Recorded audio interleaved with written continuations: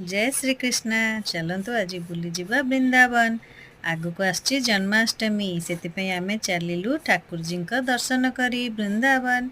आपण मन भाबुचंते कि आमे वृंदावन जाउछु ना, ये होछि मिनी वृंदावन, मुंबई रे अवस्थित। एही वृंदावन गोवर्धन इको विलेज नाम रे परिचित। ए वृंदावन मुंबई ठारू 2 घंटा दूर रे पालघर डिस्ट्रिक्ट रे अवस्थित।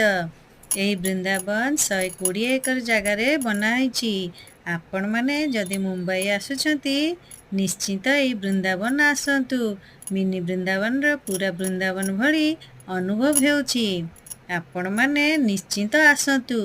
एठी गोमातांकर सेवा करिबारे सुजोग मिलिथाए। ठाकुर जी को दर्शन और आरती मध्य देखंतु। पूरा वृंदावन भली एठार अनुभव हेबो। मथुरा, गोकुल, वृंदावन, जमुना घाटर कथा किछि अलगा अनुभव हुए। जमुना घाटरे बसिले अलगा प्रकार शांति मिलिथाए। एठी रहिबा खाइबार सुविधा मध्य अछि। जदि मुंबई आसचंती ताहले एठी को निश्चित बुलबाकू आसंतु।